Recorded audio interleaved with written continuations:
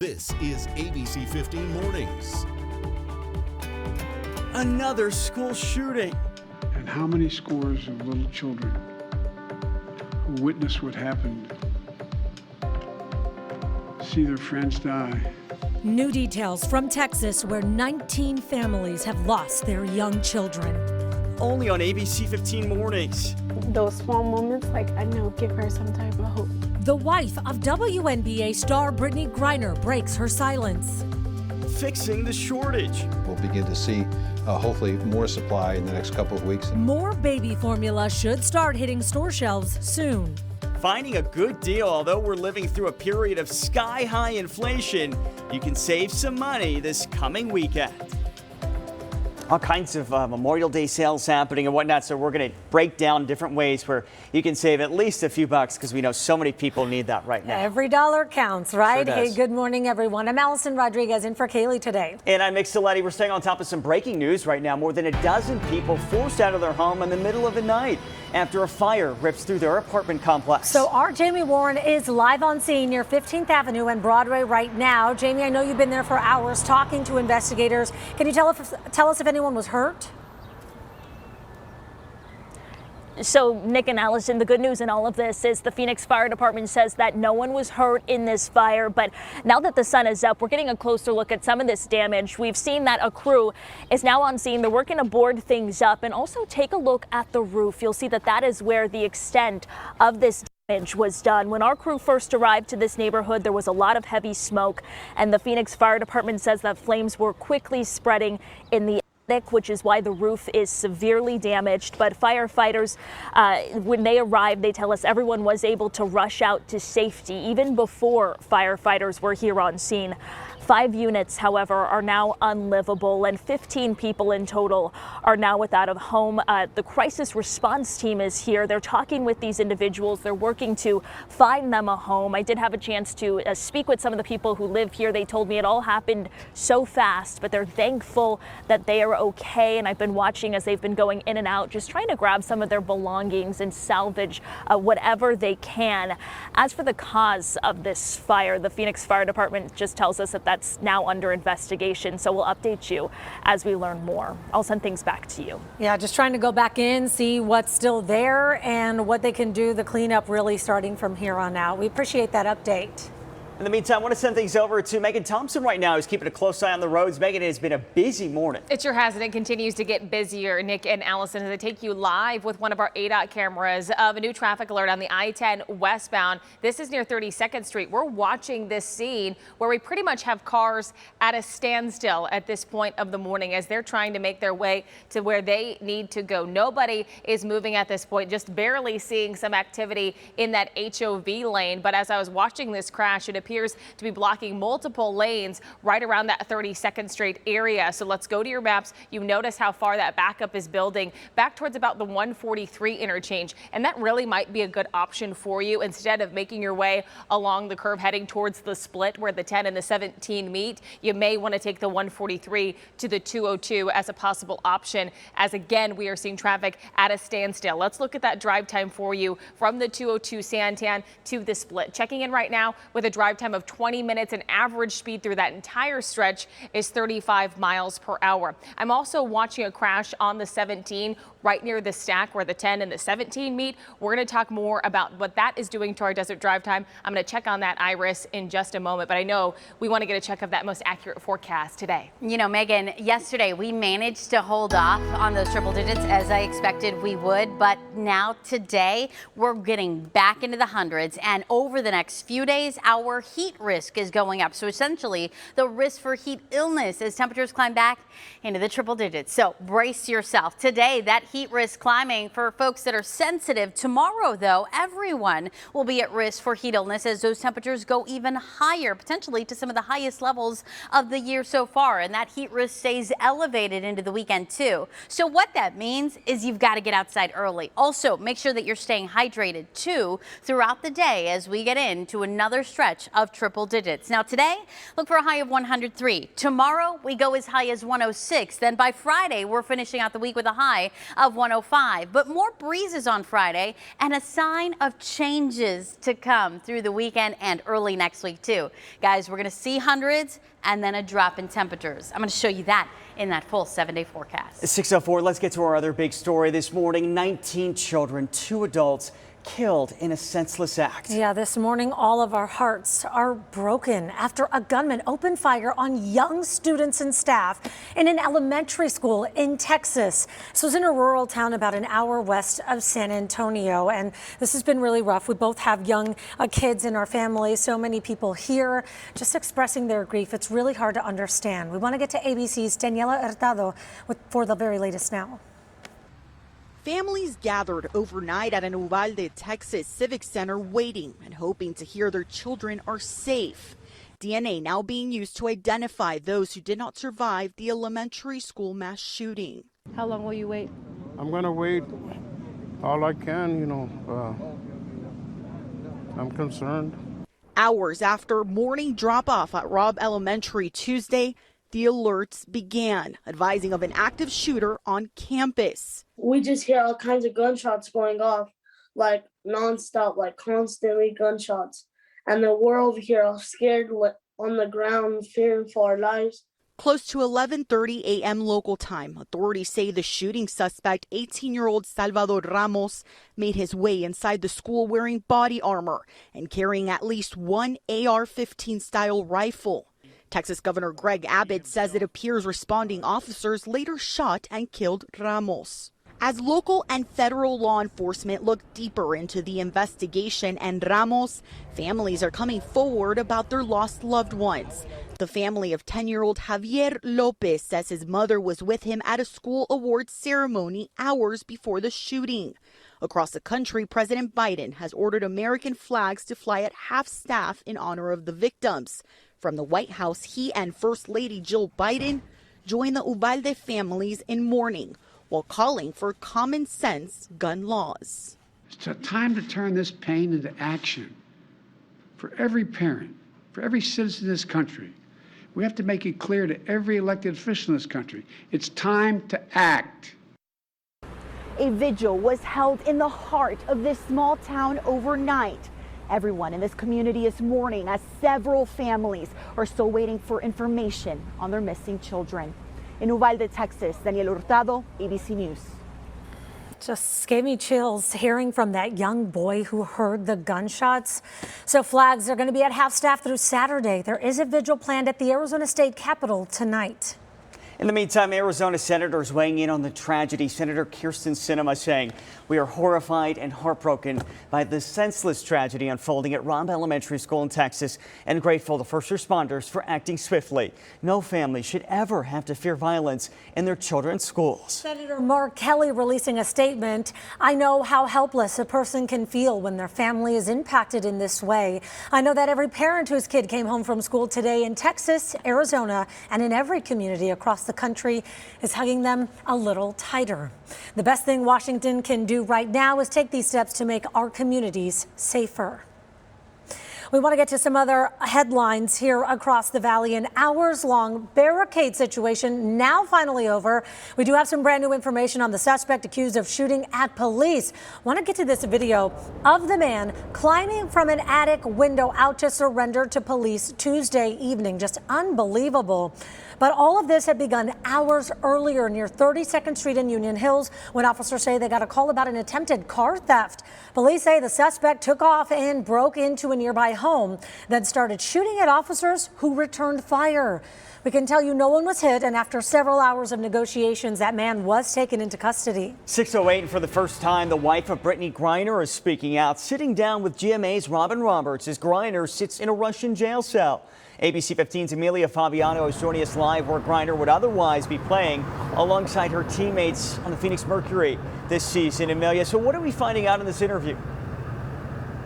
Well, Nick, we know they'll definitely be discussing all of this support Brittany has gotten amid her almost 100-day detention now in Russia, which the U.S. we know has classified as a wrongful detainment, especially all of that support she's gotten from her teammates with the Phoenix Merc and the WNBA as a whole. So we know Brittany was visiting Russia in February to play basketball during the offseason. She was arrested at an airport near Moscow for allegedly having vape cartridges containing cannabis oil. She was then charged with large-scale transportation of drugs.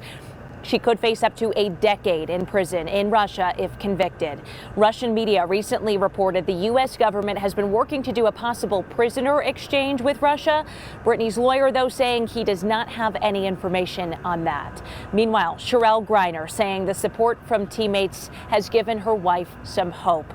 The WNBA, of course, kicking off its season earlier this month, is honoring Brittany with a floor decal with her initials and her jersey number 42. It's on the home court sideline of all 12 teams.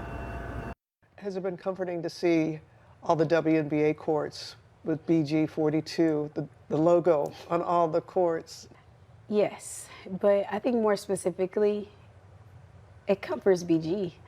Things like that matter. Like it has her hopeful. It lets her know she's not forgotten. And like, obviously, you know, when you're sitting over there in your country, they haven't come to your rescue yet. I know that it makes her feel good. And those small moments, like I know, give her some type of hope. So the State Department said a U.S. consular officer was able to meet with Brittany last Thursday for the second time in a week. Her pretrial detention has been extended until June 18th. So be sure to tune into GMA this morning for that full exclusive interview with Robin Roberts. GMA, of course, from 7 to 9 this morning. Nick, it's sure to be an emotional one. Yeah, we know this has been hard for the community, her teammates, but listening to Sherelle there too, I mean, this is heartbreaking, and it's been 3 months already. Amelia Fabiano, live for us this morning downtown. Next on ABC 15 Mornings, hundreds of thousands of cars on the recall list right now. The reason, exploding seatbelts. We'll tell you if your vehicle made the list. Plus, how to prevent 1 in 10 cases of heart disease. An alarming new study out involving your health and how it could be affected by your favorite TV show. Let's take a look at your morning headlines now. A big report from the Congressional Budget Office comes out later today. It's going to detail the budget and economic outlook for the next decade. So the last report was published last July. The CBO saying it will release an analysis of President Biden's budget request sometime this summer. Today marks the second anniversary of the death of George Floyd. He died after a police officer in Minneapolis knelt on his neck for more than 9 minutes. President Joe Biden will sign an executive order on police reform today. Floyd's family will be there for the signing. If you drive a Hyundai or know someone who does, listen to this. The company recalling cars because of a seatbelt pre-tensioner that can explode. There have been 3 reports of injuries from this. The recall includes newer model Accents and Elantras. Hyundai will reach out to you if you're impacted by July 15th.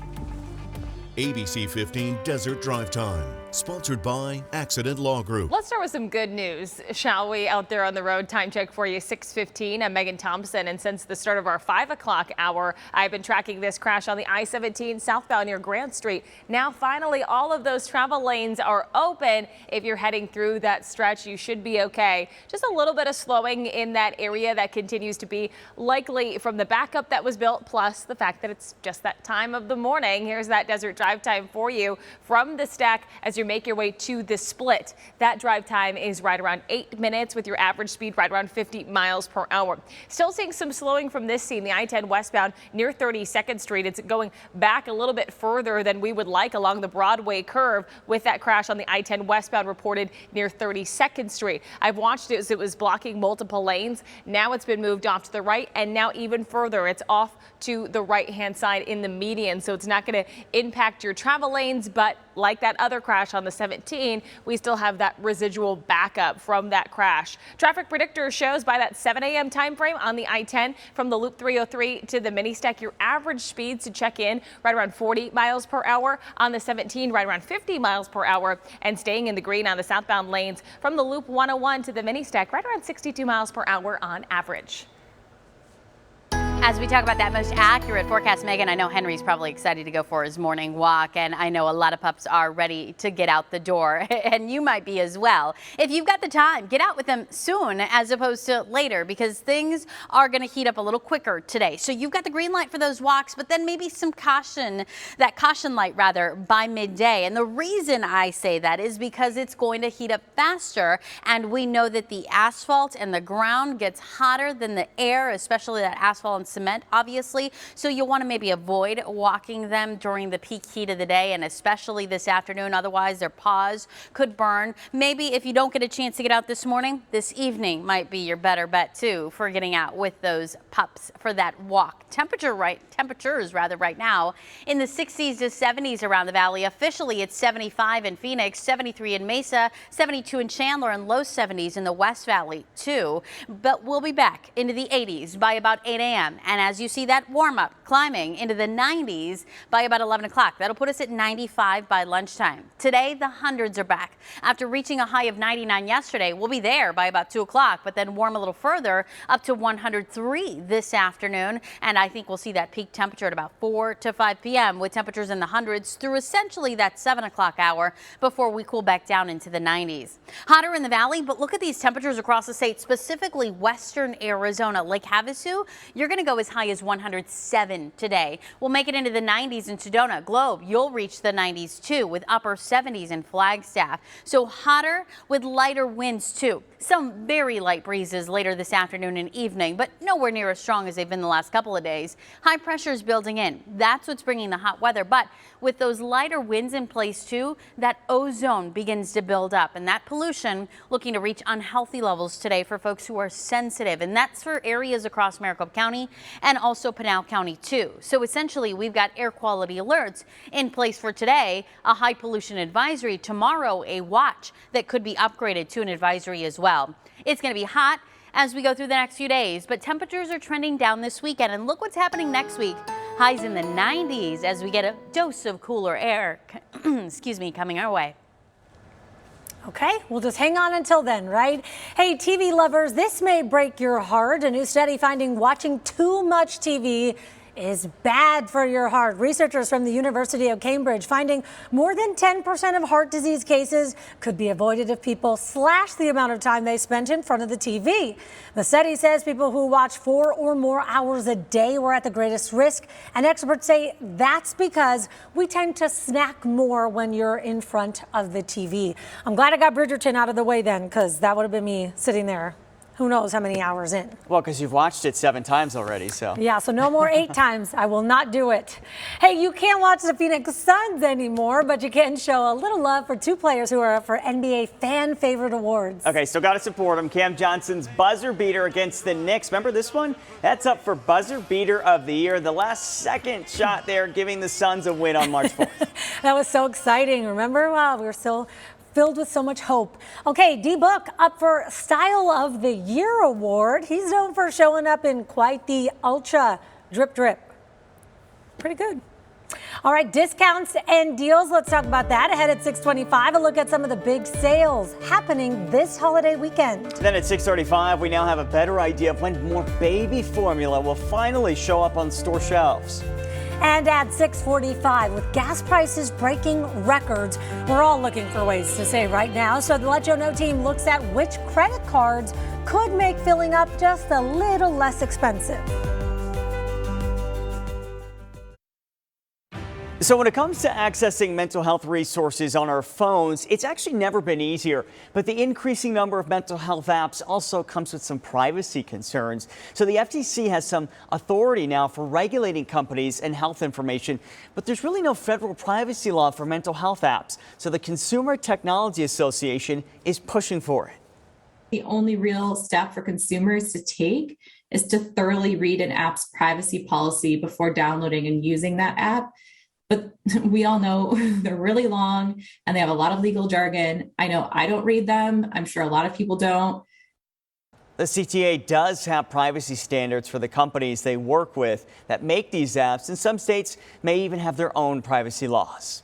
Pass go and collect $200, but what if your Monopoly board featured places like Scottsdale Fashion Square, Taliesin West, or TPC Scottsdale? Top Trumps USA is working on a new community edition of the game based on Scottsdale, and it would be available in January there, as long as it's got a sugar bowl. Yeah. My favorite place for ice cream in That'll Old be Town. fun.